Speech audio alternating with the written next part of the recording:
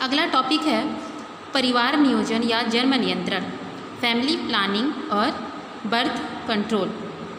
देखिए, तो बढ़ती जनसंख्या को देखते हुए जो पॉपुलेशन ग्रोथ है, ठीक है, उसको कंट्रोल करने के लिए समाज में क्या है, फैमिली प्लानिंग और या फिर बर्थ कंट्रोल की क्या है, बहुत ही आवश्यकता है, जिसकी वजह से क्या है, पॉपुलेशन ग्रोथ को रोका जा सकता है। तो इसके लिए कौन कौन से टेक्निक हैं, साथ ही साथ क्या क्या मेथड है, उसके बारे में हम लोग देखेंगे। तो यहाँ पर जो नियंत्रण की विधियों में क्या है, 2 मेथड है।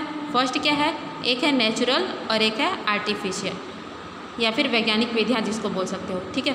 अगला चलिए इसको देख लेते हैं हम लोग कि जन्म नियंत्रण की 2 विधियाँ हैं, नेचुरल एंड आर्टिफिशियल। सबसे पहले हम लोग देख लेते हैं नेचुरल विधि का, ठीक है, जिसमें फर्स्ट है आवधिक समय या लय विधि, जिसको क्या बोला जाता है, पीरियडिक एब्स्टिनेंस या फिर रिदमिक मेथड। सेकंड में दिया है बाह्य स्खलन, थर्ड में दिया है स्तनपान अनावर्त्य, ठीक है। तो चलिए इसको भी एक एक करके देख लें। देखिए, फर्स्ट में हमें क्या देखना था, आवधिक समय या फिर लय विधि। इसमें क्या था, इस विधि में जो कपल होता है उसमें मेंस्ट्रुएशन साइकिल के 10वें से 17वें दिन की अवधि में संभोग से क्या है या फिर इंटरकोर्स से बच जाना चाहिए। कौन सा, 10वें से 17वें दिन की अवधि में उन्हें इंटरकोर्स से बचना चाहिए, क्योंकि जो यही गैप होता है, ठीक है, 10वें से 17वें, आप लोग जानते हैं कि 14वें दिन में क्या होता है, ओवुलेशन की क्रिया होती है। किसमें, 14वें दिन में।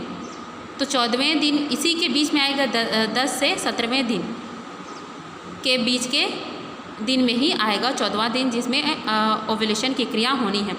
तो अगर इस बीच में वो क्या है, ये जो 6-7 दिन होता है, 1 हफ्ते का जो होता है पीरियड, अगर वो क्या है इंटरकोर्स से बचते हैं तो उस कंडीशन में प्रेगनेंसी के चांसेस बहुत ही कम होते हैं। तो यह भी एक मतलब अच्छा मेथड है जिसे बर्थ को क्या है, कंट्रोल किया जा सकता है। अगला क्या दिया है, बाह्य स्खलन। तो इस कंडीशन में क्या होता है, जो मेल होता है वो इंटरकोर्स के ठीक मतलब इंटरकोर्स की क्रिया के दौरान क्या है, जो सीमेन होता है उसका इजाकुलेशन यानी कि स्खलन जो है उसको बाहर करता है, ठीक है, जिससे जो सीमेन होता है वो फीमेल के बॉडी में इंटर नहीं करता। अब इंटर ही नहीं करेगा तो उसमें क्या है, फर्टिलाइजेशन की क्रिया भी नहीं होगी।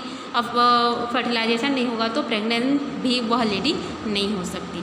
तो यह भी एक अच्छा विधि है, ठीक है, नेचुरल मेथड का। अगला क्या दिया है, स्तनपान अनार्तव, ठीक है, यानी कि क्या दिया है, जैसे ही लेडी क्या होती है, लेडी का जो पार्चुरेशन होता है यानी कि प्रसव, डिलीवरी, ठीक है, डिलीवरी के बाद क्या है, जब तक वह बच्चा होता है उसको स्तनपान कराते रहती है, उस दौरान क्या है, उसमें अंडोत्सर्ग और जो मेंस्ट्रुअल साइकिल है वह नहीं होता, ठीक है। जब तक वह क्या है उस बच्चे को स्तनपान कराते रहती है तब तक क्या है, उसमें ओवुलेशन की क्रिया नहीं होती है, ना ही उसमें मेंस्ट्रुएशन साइकिल होता है। अतः जितने दिनों तक माता क्या है शिशु को पूर्णतः स्तनपान कराना जारी रखती है, गर्भधारण के अवसर क्या रहते हैं, शून्य रहते हैं। तो यह जो मतलब डिलीवरी के बाद, ठीक है, डिलीवरी के बाद यह अधिकतम समय कितने माह का होता है, 6 माह का, यानी कि 6 माह तक ना ही उसमें ओवुलेशन की क्रिया होती है और ना ही उसमें मेंस्ट्रुएशन साइकिल की क्रिया होती है। तो 6 माह तक वह क्या रहता है, पूरी तरीके से वह प्रेग्नेंट नहीं हो सकती, ठीक। तो ये 3 मेथड थे नेचुरल मेथड के। अब देख लेते हैं हम लोग इसके आर्टिफिशियल मेथड कौन कौन से हैं। आर्टिफिशियल मेथड में देख सकते हैं या फिर वैज्ञानिक विधि में मुख्य निरोधक गोलियां यानी कि ओरल कॉन्ट्रासेप्टिव पिल्स। मार्केट में बहुत सारे क्या है, ऐसी बहुत सारी दवाइयां आती हैं जो कि जिसको गर्भ निरोधक गोलियां बोला जाता है, उनको सेवन किया जाता है, ठीक है। तो उसको भी लेने के लिए क्या है, एक पर्टिकुलर टाइम होता है, अगर उसी टाइम पर ही उसे लिया जाए तो ही वो प्रभावकारी होती है, नहीं तो नहीं होती। जैसे कि जो गर्भनिरोधक गोलियां होती हैं इसे 72 घंटे के अंदर ही लेना होता है। तो इसके कुछ एग्जाम्पल हैं जिसमें क्या है, माला-डी है, क्या दिया है, माला-डी और एन। जो गर्भनिरोधक गोलियां होती हैं ये प्रोजेस्टेरॉन और एस्ट्रोजन से मिलकर बने होते हैं, ठीक है, जो कि गर्भधारण की क्रिया को रोकने का कार्य करते हैं। अगला क्या दिया है, शुक्राणु व अंडाणु को निषेचन से रोकना, कि किस तरीके से ऐसे डिवाइसेस का यूज़ करके क्या है इंसान क्या है मेल और फीमेल जो गैमेट होते हैं उनको फर्टिलाइजेशन से रोक सकते हैं। तो फर्स्ट इसमें दिया हुआ है इंट्रायूटेराइन कंट्रासेप्टिव डिवाइस, इसका फुल फॉर्म पूछता है कभी कभी, ठीक है, IUCD, इंट्रायूटेराइन कंट्रासेप्टिव डिवाइस। तो इसमें क्या होता है, इसमें लूप या कॉपर टी को क्या है गर्भाशय में रखकर निषेचन को रोका जाता है। यानी कि ये क्या करता है, जो स्पर्म होता है उसको गर्भाशय में इंटर होने से रोकता है। अब गर्भाशय ही क्या होता है, रास्ता होता है स्पर्म के जाने का, ठीक है, जिसकी वजह से अगर अब वो कॉपर टी एक तरीके का क्या है, बैरियर है, ठीक है, बैरियर है जो कि वेजाइना तक तो पहुंचते हैं स्पर्म, लेकिन गर्भाशय में इंटर नहीं कर पाते। अब गर्भाशय में नहीं जाएंगे स्पर्म तो फेलोपियन ट्यूब तक भी नहीं जा पाएंगे जो ओवम रहता है, ठीक है। तो यहाँ पर दोनों के मिलने को, अंडाणु और शुक्राणु के मिलने को क्या है यहाँ पर रोक दिया जाता है। किसकी सहायता से, यहाँ पर लूप या फिर कॉपर टी की वजह से, ठीक है, एक डिवाइस होता है।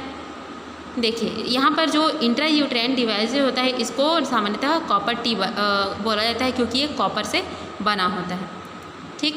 तो इसके एग्जांपल है यहाँ पर copper T 200, multi load copper T क्या है 250 दिया है, कॉपर टी 380 और क्या दिया है कॉपर 7। इस तरीके से इसके बहुत सारे जो वेरिएशन में ये पाए जाते हैं। अगला क्या दिया है, कंडोम। कंडोम का अर्थ होता है निरोध या फिर स्पर्म नाशक क्रीम। तो इसके द्वारा ये क्या करते हैं, मतलब ये इसका कार्य क्या रहता है, सेम चीज़ है, हमने हेडिंग में क्या पढ़ा था, शुक्राणु और अंडाणु के निषेचन को रोकने। इन सभी का कार्य क्या रहता है कि शुक्राणु और अंडाणु के को मिलने से ये रोकता है।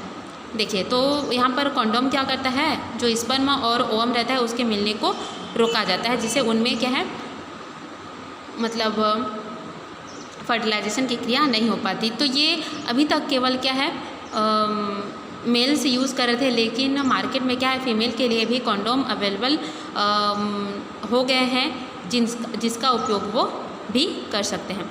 अगला क्या दिया है, डायफ्राम। तो डायफ्राम यह क्या होता है, रबर का बना नलिकाकार आवरण होता है जिसके किनारों पर लचीली धातु या फिर स्प्रिंग लगी होती है। इसे वेजाइना के अंदर फिट कर दिया जाता है, यह भी निषेचन को रोकने का कार्य करता है। मतलब ये फीमेल में लगाया जाता है, फीमेल का जो वेजाइना है वेजाइना में ये फिट कर दिया जाता है, जिसकी वजह से स्पर्म क्या है फीमेल के गर्भाशय में ये इंटर नहीं कर पाते। अगला क्या दिया है, फेमिडोम। यह मादा कंडोम होता है जो कि पॉलीयूरेथ्रिन का बना होता है, जिसके चारों तरफ एक क्या है रिंग लगा होता है। आंतरिक रिंग छोटी होती है, यह वेजाइना के बाहरी भाग तथा वेजाइना की क्या है दीवार को ढक लेती है। इसके उपयोग से गर्भधारण से बचाव के साथ साथ यौन संचरित रोगों से भी सुरक्षा मिलती है, ठीक है। इस तरीके से ये है।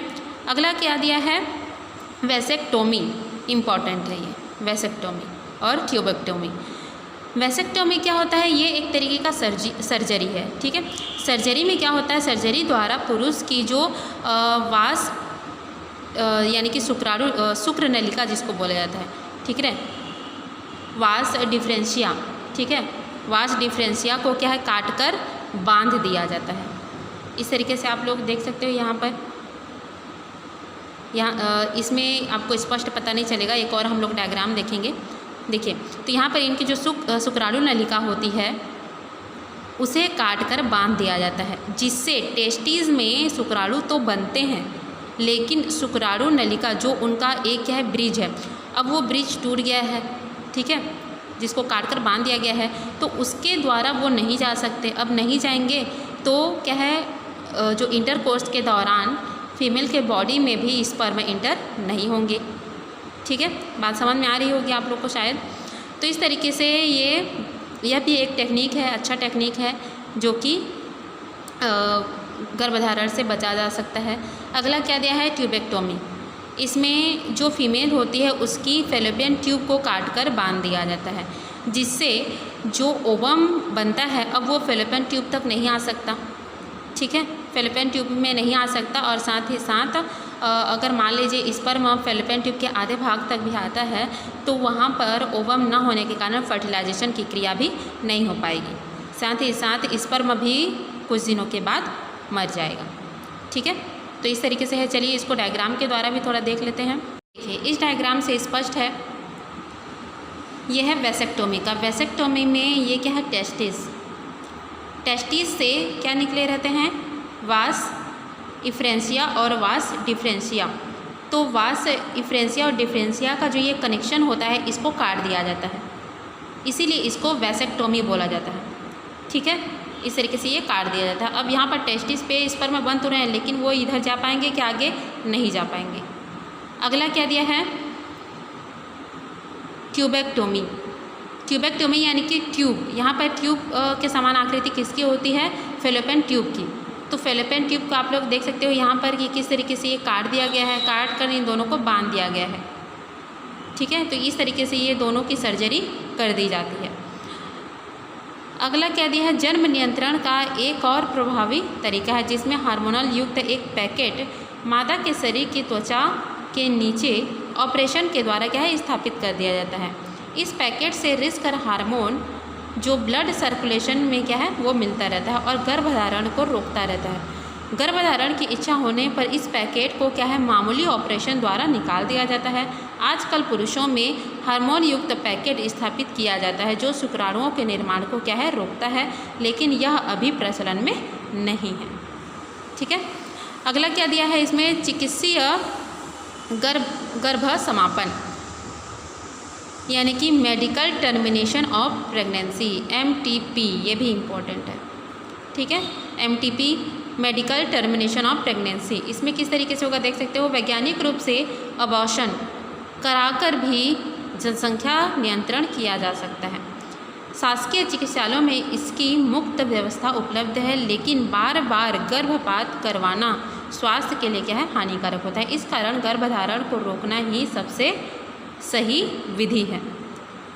मेडिकल टर्मिनेशन ऑफ प्रेगनेंसी को शासन द्वारा कानूनी मान्यता प्राप्त है। जन्म नियंत्रण के तरीकों को अपनाते समय अनुभवी डॉक्टरों की सलाह के द्वारा ही क्या है, ये सारा चीज़ करना चाहिए। बिना सलाह के कोई भी चीज़ करना क्या है, मूर्खता है। ठीक है, अगला हम लोग टॉपिक देखेंगे सेक्सुअली ट्रांसमिटेड डिसीज़, जिसको बोला जाता है STD, वेरी इंपॉर्टेंट। ठीक है, सेक्सुअली ट्रांसमिटेड डिसीज़ जो कि लैंगिक रूप से संपर्क में आने से ये रोग होते हैं। इसमें कौन कौन से हैं देख सकते हो आप लोग, गोनोरिया, एड्स, जेनाइटल हर्प, NGU और ट्राइकोमोनिएसिस, इन सभी को आप लोग को देखना है। इस तरीके से इनके रोगजनक के नाम भी यहाँ पर दिए हुए हैं। जैसे एड्स का क्या दिया है, एड्स फैलाने वाले जो वायरस होते हैं वो क्या है, ह्यूमन इम्यूनोडिफिशियंसी वायरस, HIV जिसको बोला जाता है। गोनेरिस का क्या है, निसेरिया गोनेरी, या फिर इसी को ही गोनेरिया बोला जाता है। Syphilis, trypanosoma pallidum. Genital herpes का दिया है, हर्पीस सिम्प्लेक्स वायरस। इस तरीके से ये है। तो चलिए इसके बारे में भी हम लोग देख लेते हैं।